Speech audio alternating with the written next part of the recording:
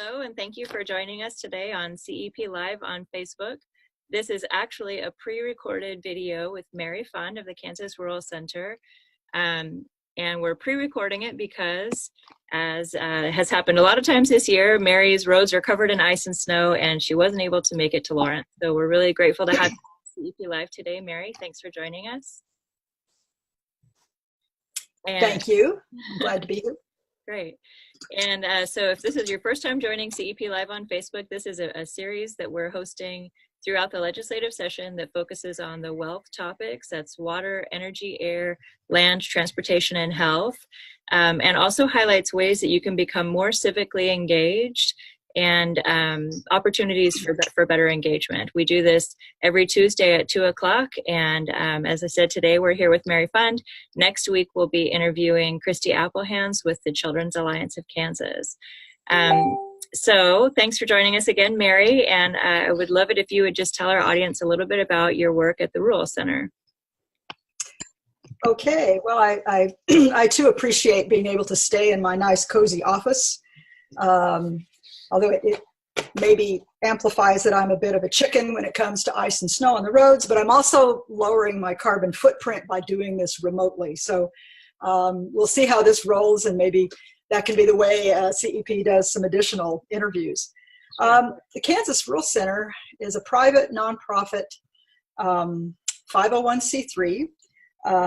We do research, education, and advocacy for sustainable agriculture in Kansas. We promote sustainable ag and a sustainable food system. We try to provide education and information, policy analysis on agriculture, natural resources, energy is related to ag, local food and regional food. We also cover budget and revenue issues at the state legislature. Because we all live within that bigger context, and sometimes you can't get policy to move unless you're aware of the bigger context that we work in. So we try to be the voice for sustainable agriculture for Kansans to build an ecologically sound, economically viable, and socially just food system. We are celebrating our 40th year later this year, and our work and our accomplishments over that time have spanned quite a variety of things.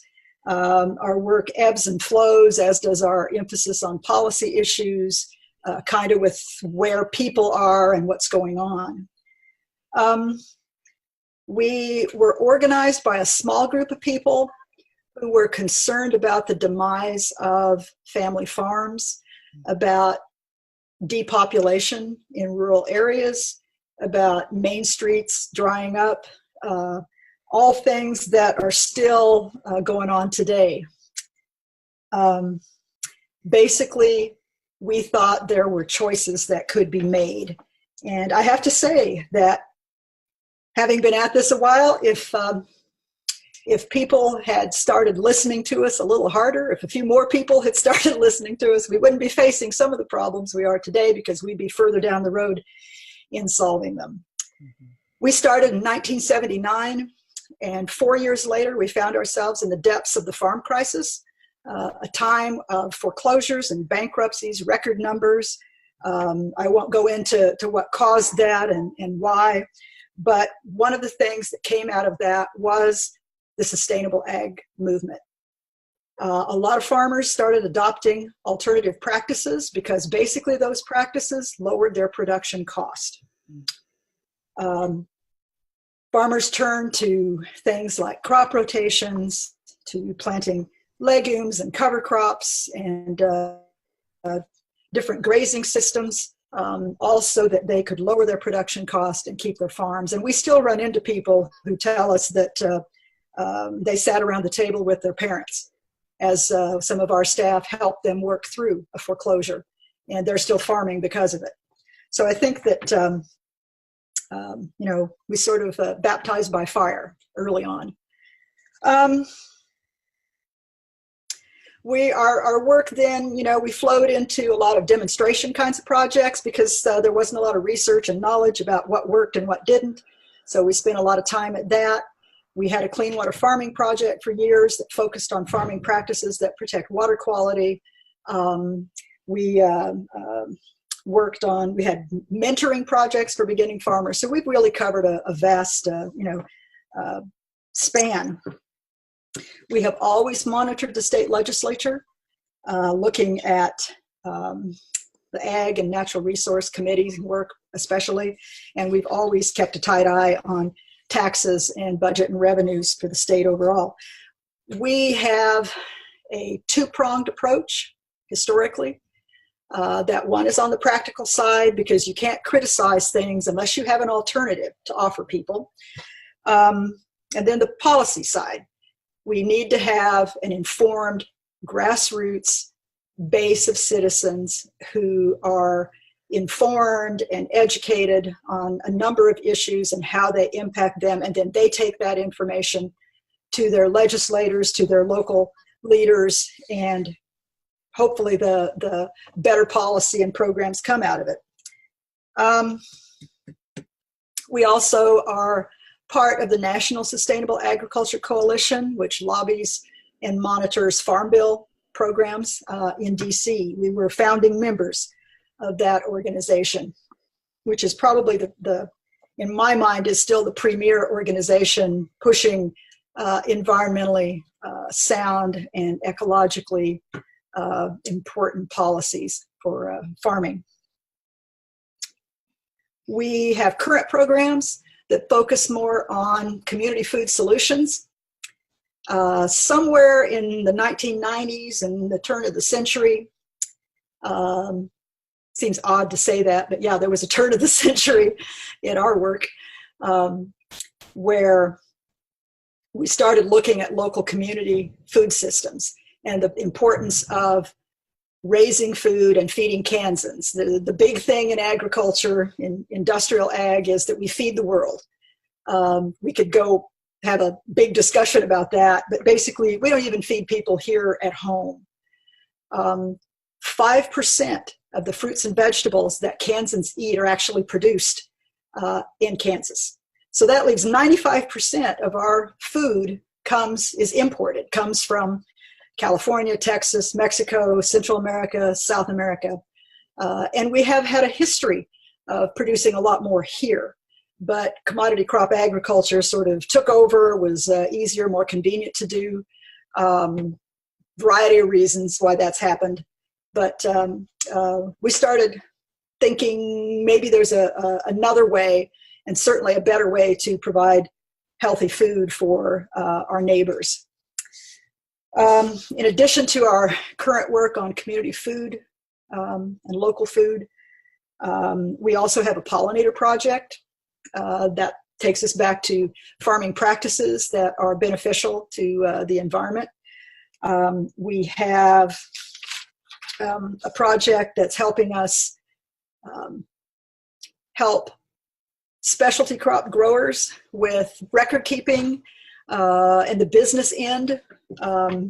Sometimes, there's a lot to learn, both in the production side, but then there's also the business side. And so we're kind of at a place where those farmers need to have the kind of assistance that's available to conventional farmers for legal questions and business questions. So that's something we're doing over the next year and a half. And we just finished up a research project on farm transitions and beginning farmers. Big question is who's going to be the next generation of farmers in this state. What we worked on was exploring how we could help through a land link program or some kind of beginning farmer program, help connect non-farm kin. A lot of farmers do not have a successor. There's a lot of, we could spend a lot of time just on, trying to help finesse family farm transitions. Those are sometimes difficult and messy. But there's a lot of people who do not have successors. and who would be interested in seeing their farms not just swallowed up by the next big farmer, but go to a new beginning farmer or a young farmer to start their own operation. And it would also keep those farms being managed in the way they want. Some folks are concerned about conservation and stewardship issues. They would like their farms to be maintained in some more ecologically sound fashion, rather than just have everything bulldozed out and go into corn and soybeans. So we're still working on that, trying to figure out how we can best help, because those are sort of complicated people things. They're based on relationships and not so much on check the box kind of stuff. We are funded about 60% by private foundations, and probably 20%, it varies, government grants, and then the remaining 20% from contributions from individuals. I have been the executive director since January of 2015, but I've been associated with the Rural Center since about 1980. I'm the editor of our quarterly newsletter, Rural Papers. I also edit, sometimes contribute to our weekly e-Policy Watch, which comes out from January through May. Paul Johnson is our policy analyst and our guy at the state capitol on a regular basis. And he provides, he covers the budget and taxation and revenue issues that are so fundamental to all the other things that the wealth groups try to cover and present policy on. We also have an annual conference every fall. November 8th and 9th, 2019 in Wichita will be our 40th celebration. And we're going to try to renew the commitment to a sustainable food system in Kansas. Wonderful. Thank you for all of that, Mary. I will say that the Rural Center Conference is one of my favorite of all the conferences that you can go to in Kansas. I think it's a great way to connect with a really interesting cross-section of people doing various different things and with really broad interests. So yeah, I think that's a great opportunity for anybody who's interested in these issues. We have about, there's a couple hundred people who come every year, and it's a really good size for a sort of an intimate feel to the issues, it's a good family feel to it. Certainly. I forgot to ask when we first started, how can people find you? What's your website and your Facebook and such? Yeah. Website is www.kansasruralcenter.org. And you can find all the ways to connect to everything there. Okay, fantastic. Thanks, Mary. So you and the Kansas Rural Center were one of the very first wealth partners to join our project. Can you talk to us just a little bit about the way or the ways in which the Rural Center priorities overlap with the wealth priorities? And again, if you're not familiar with wealth, it's water, energy, air, land, transportation, and health. It's my favorite acronym of all time. So help us understand that connection, Mary. Well, I have to say that I was a bit disappointed with that acronym, actually, because it didn't include food. If you try to say that, put an F in there, it just messes it all up. But all of the wealth categories come back to food. We have to have food, we have to have water, we have to have shelter, and we have to have meaningful livelihoods and meaning in our lives. And I think that the Wealth Project or the Wealth Initiative or team partnership covers all of those things. And one of the things that is great about it is because we don't have to be experts in everything. We don't follow closely all the energy and transportation issues or get into depth on the health issues. But water, that's very much connected to agriculture. Everything that we talk about in terms of farming practices is connected to protecting water. or making sure that we make the best use of what water that does fall, farming practices that increase infiltration of water. That's all very much part of sustainable agriculture. Energy, we have a very fossil fuel based and chemical intensive dominant system of agriculture. And what we've tried to talk about for 40 years is how you get away from that. Not how you go back to 40 acres and a mule, but how you move forward, asking different questions.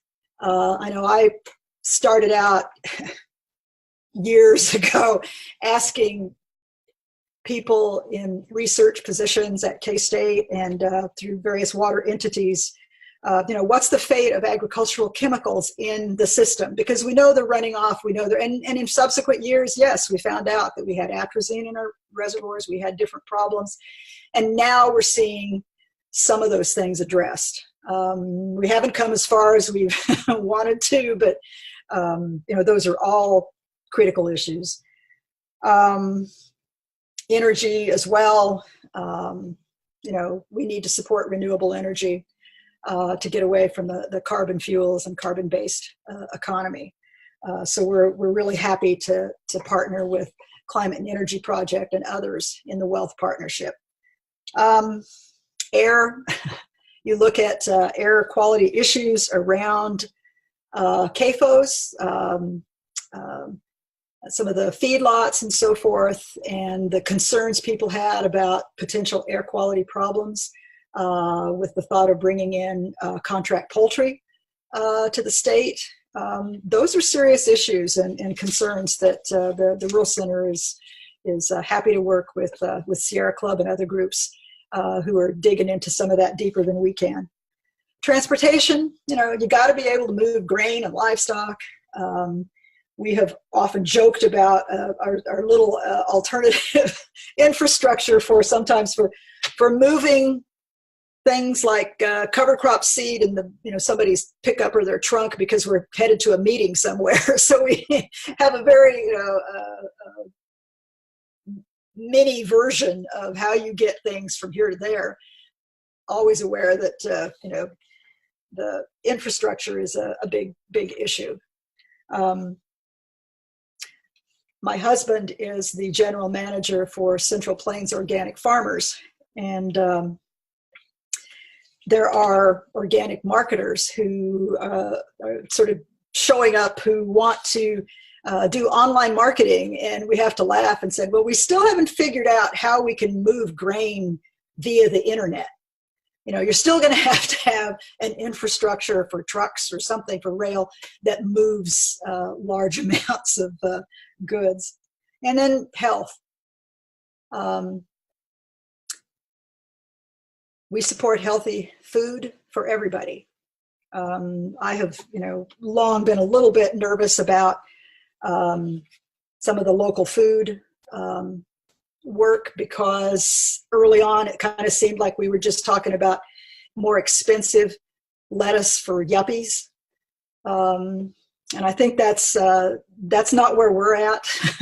We want to see food, good quality food available for everybody. I just saw a news item this morning that about 1/3 of the state of Kansas is technically obese, that we're too heavy. That's a serious number, and I was a little surprised that it hasn't come down since we've had such a lot of attention placed on trying to eat healthy and making those foods available to more people. So I think that we support, Medicaid expansion. Really concerned about the fate of rural hospitals. 2 hospitals here in Northeast Kansas have been in the news in the last week or two. Not sure if Medicaid expansion would be the total savior for those, but certainly would help. And health is also connected to mental well-being and psychological well-being, your economic situation. There's a lot of stress involved for low-income people. There's a lot of stress in farm country right now. We're not hearing a lot of, bells and whistles going off about the, farm income being 50% less than it was a few years ago, being at its lowest rate in a number of years, and what that's doing to families and well-being. So uncertainty within the farm economy is certainly going to have an effect on people's sense of well-being. And one of the things that we're happy about in the Farm Bill was funds that would go to the some of the programs at the state level that would provide some help and assistance to people. All right, wonderful. Thank you for all that. It's great to hear you articulate how your work fits with all of those different areas. I know, before we talked on this interview, you said you're not really the policy person for CARE, so that's Paul Johnson. But I'm wondering, can you give us just kind of an overview of what some of the policies or issues that we might see at the State House this session relating to your topics? Well, we're also at the beginning of a 2-year cycle at the State House. After an election, you always, you start over with a clean slate. And so there will be bills introduced this session that might carry over to next. And so sometimes you're laying the groundwork for what will happen later. I think that, the issues that we want to push maybe haven't found quite the right avenue yet. We were part of we did the Feeding Kansas report about 4 years ago, and then there was immediately following that was 2 years of a state local food and farm task force to come up with recommendations. They included a lot of the same recommendations that our report did, but it's kind of got pushed to the side and the back burner or off the stove because of state budget issues. It's hard to introduce maybe a new idea and a new program that might require some funding when the state's in the situation that it is and has been. So we're still, hopeful that we can get a state local farm and food office or task force or, get something rolling back on that again and to refocus some of that attention. We're interested in a phased-in reduction of the grocery sales tax. Don't know quite where that's going to fit in right now, but it's in the works. Maybe not this year. Maybe it will. We'd like to see elimination of a farmers market sales tax. And we've had a couple of small successes. A couple things we wanted to have happen were simply informational hearings. The federal farm bill provides millions of dollars to the state through various programs, whether commodity support programs, crop insurance payouts, NRCS conservation programs, and yet really isn't a regular hearing or attention paid to it by the legislature. So we did push for and participate in a couple of hearings on the Farm Bill before a couple of committees. Another informational hearing was on harvesting opportunities in Kansas. There was a Douglas County Extension and the Douglas County Sustainability Office steered a symposium in May of 2018 that brought in 150 people from across the state, farmers, economic development people, county commissioners, academics, other organizations who were all interested in how local regional food systems can transform economies, especially a local economy. The state, the House now has a rural revitalization committee. The governor's office has an Office of Rural Prosperity, just started. And so we're eager to see where those go. And there have been at least one hearing that I know of where a couple of folks were able to talk to a committee on the harvesting opportunities issues. So that's those are a couple of small successes. We'd like to see the Medicaid expansion to cover more Kansans with insurance.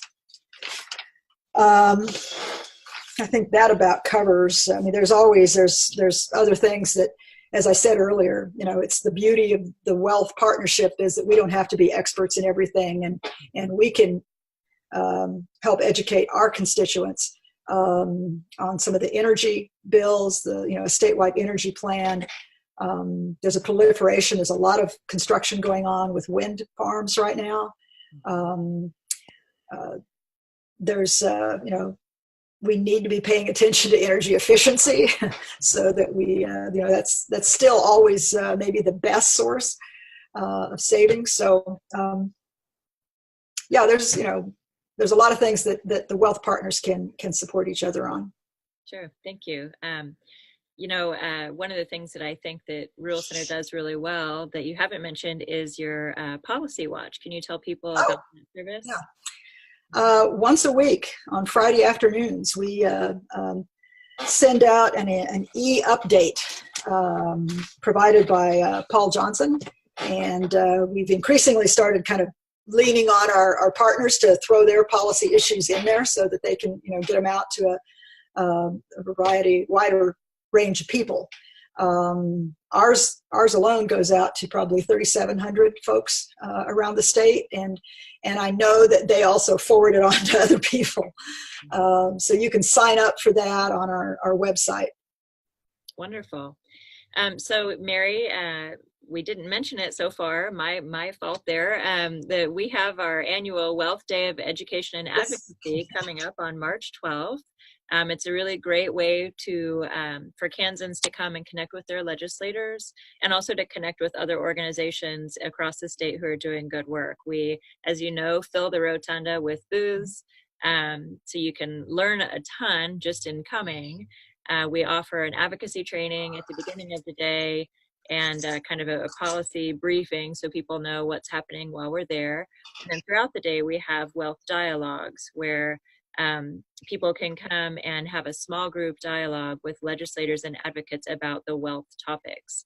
And one of the things that we often hear from people is that when they first come to Wealth Day, it's the first time they connected with their legislator, and it can be a little intimidating. So one of the questions we ask our interviewers on CEP Live is, what questions would you recommend if somebody's really passionate about the work the Rural Center does? Are there some basic questions that somebody could ask a legislator to start a conversation? Basic questions to start the conversation? I'm not sure. I think that just being there and asking any questions is important, because I think over the years I've learned that the personal, the person-to-person connection is maybe as important as the specifics of what you say.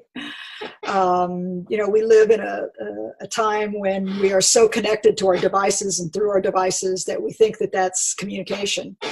And over time I've heard I've heard legislators say that a written letter, a phone call, somebody coming into their office is the best way to get your point across. So I think I would just stress that if you're really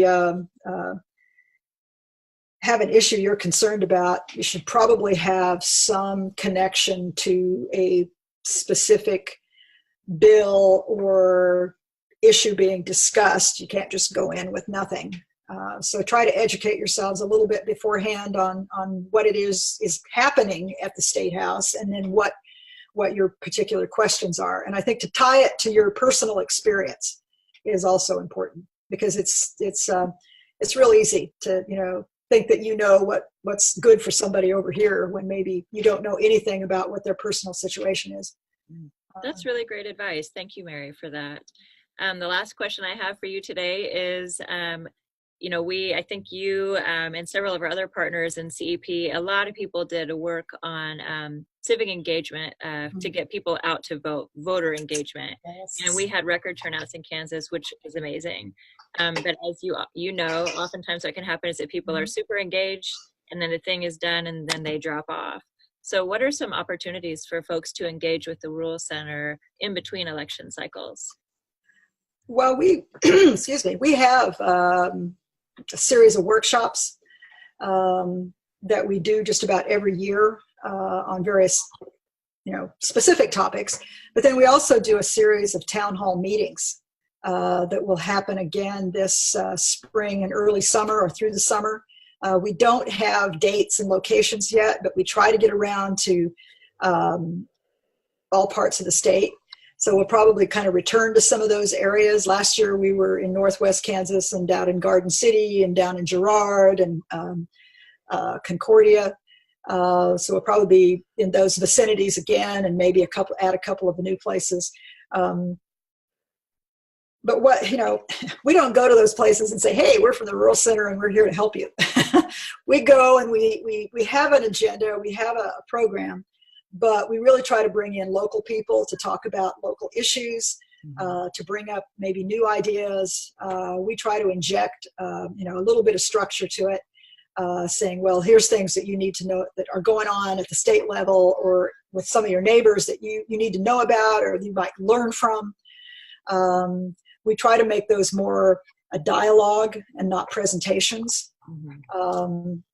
And they've been, we don't get huge numbers of people, don't flock out to them, 30, 35, 40 people, which is a good group for working on things and sharing information. And you're right. We had a lot of focus last year at our meetings, our town halls on voter registration. We have this integrated voter engagement project that is part of our town halls. And one of the things that we found out from people last year is there were a lot of questions. We always ask, what else do you need to know? What resources do you need? And they said, how do you know how to run for office? That was something that came out. So I think that, this year we're going to try to either do special workshops or we're going to try to incorporate some information about how to do that. Because, it's not just about the elections. Your responsibilities don't stop then. You really need to stay engaged. And the positive thing that comes out of those meetings is a sense that people want to remain engaged. And I guess over time, I've seen people get involved in campaigns and they lose and they go home and you never hear from them again. That's it. They lost. That doesn't work. It's a long haul process to change policy. It's a long haul process to change culture and to change the way people think. So you have to hang in there. Persistence. That's the key to what happens after elections. And I think we need everybody to be as involved as they possibly can be to keep things going, right? Yep. Well, thanks so much, Mary, for joining us today on CEP Live and for testing out this new technology that so far, fingers crossed, I think it worked out for you. And I just want to remind our audience again to please consider registering for Wealth Day. We still have space for sponsors if you want to have a booth. It's an amazing way to get your information out to pretty much your target audience across the state. And also to get some visibility with legislators who may not otherwise know about your organization. And we still, of course, have space for advocates as well. If you want to register to come and visit with your legislator or just come and have a really fantastic local foods lunch with some like-minded people, and probably you'll make some new friends and some good connections. So if you want to look in the comments below when this is posted live, and we'll have the link to where you can sign up. Also, if you end up having questions for Mary after this, although she wasn't on live, you can post your questions and we'll check with Mary and she can answer any questions that come up. So thanks again for joining us, Mary. And as always, thanks for helping us preserve our Kansas wealth and leading the way to healthy and resilient Kansas. Thank you.